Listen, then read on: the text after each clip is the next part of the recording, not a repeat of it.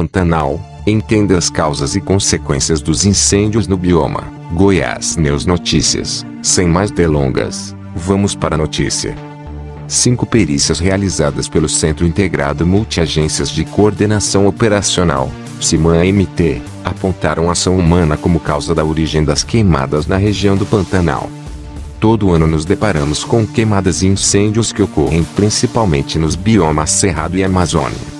A cada estação seca que chega, vemos as imagens fortes de áreas em chamas, bichos morrendo, pessoas sendo afetadas. Neste ano, a esses 2 biomas adiciona-se o Pantanal, com quase 1/5 de seu território de 15 milhões de hectares afetado pelo fogo. O Pantanal é uma extensa planície de inundação cuja maior parte está localizada no Brasil, mas também compreende terras na Bolívia e no Paraguai. Longe de ser uma unidade homogênea, cada região do Pantanal tem suas próprias características de vegetação e ritmo de inundações, como Nabileque, Rio Negro, Necolândia, Paraguai, Miranda, Melgaço, entre outras. De forma geral, existem um ou mais pulsos de inundação durante o ano que fazem com que os rios extravasem suas calhas e inundem extensas regiões. Área queimada no Pantanal no primeiro semestre de 2016 a 2020. Elaborado pela TNC a partir de dados do INPE, Área Queimada, e IBGE Limite do Bioma. Entre janeiro e junho deste ano, de acordo com dados do Centro de Arquivo Ativo e Distribuído de Processos Terrestres, ILPDAC, da NASA, 330 mil hectares do Pantanal foram queimados, quase o dobro da área afetada pelo fogo no primeiro semestre de 2019 e 30% mais que a soma de toda a área queimada no mesmo período entre 2016 e 2019, como pode ser visto no gráfico acima. E o cenário entre julho e setembro parece ser muito pior, com uma área queimada estimada em mais de 2 milhões de hectares, já que, nesse período, a seca, os ventos e a ação humana tendem a ser mais acentuados. De fato, o número de focos de calor desde o início de julho, conferir gráfico abaixo, já é 3 vezes maior que o observado em 2019 e 5 vezes maior que a média de focos de 2016 a 2019, segundo dados coletados pelo Instituto Nacional de Pesquisas Espaciais, INPE, até o dia 20 de setembro.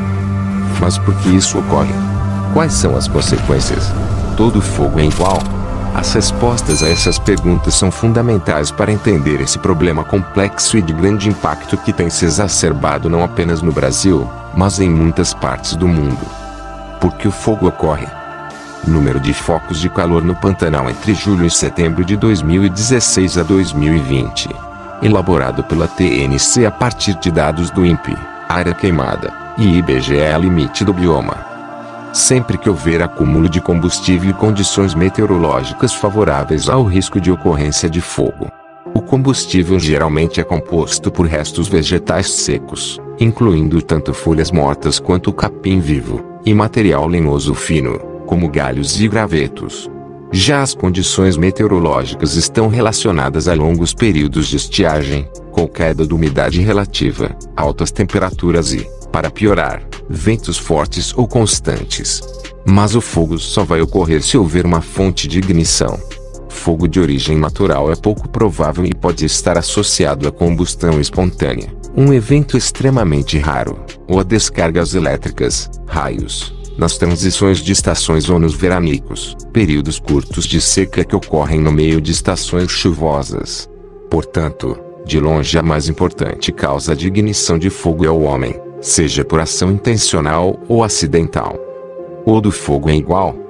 Não, os efeitos do fogo variam segundo suas características, como intensidade e persistência assim como em função de sua recorrência e, acima de tudo, com o tipo de ambiente impactado. Existem diferentes resistências e resiliências em relação ao fogo. Lembrando que a resistência ao fogo é o conjunto de características microclimáticas e da vegetação que impedem ou reduzem muito sua ignição e propagação. Já a resiliência ao fogo é a capacidade do ambiente queimado retornar ao mesmo estágio de organização após a ocorrência de uma queimada.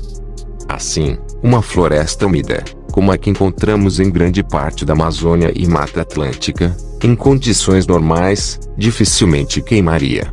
Nesses ambientes os organismos não possuem adaptações de proteção ao fogo e, caso isto ocorra, os danos são extensos e a recuperação pode levar dezenas de anos para acontecer.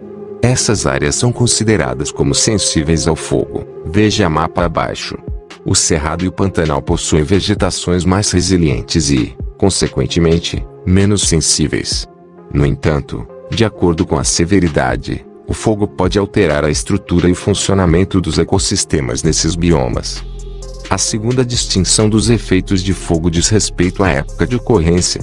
Quanto mais seco, quente e ventoso o momento da queima, mais intenso e danoso é o fogo. E é justamente na época seca que o fogo associado à limpeza de pastos, preparo de plantios e desmatamentos é mais frequente, e quanto mais tempo uma área recém-queimada fica exposta ao tempo seco, piores as consequências para a rebrota da vegetação e para a fauna. Classificação de resposta ao fogo da vegetação brasileira baseada na sensibilidade e capacidade de resiliência da vegetação predominante. Adaptado a partir de Ardesti et al. 2005. O fogo natural, por sua vez, ocorre em períodos de clima mais ameno e com grande possibilidade de chuva logo após o evento de queima. Por essa razão tende a ser mais brando e menos extenso, possibilitando a recuperação rápida da vegetação, sem afetar profundamente os habitats nem a oferta de alimento para a fauna. O terceiro fato a se observar em relação aos efeitos do fogo é a sua recorrência, pois pode haver efeitos cumulativos relacionados à frequência ou ao intervalo de tempo entre as queimadas. Queimadas frequentes tendem a selecionar as espécies mais resistentes e eliminar as mais sensíveis.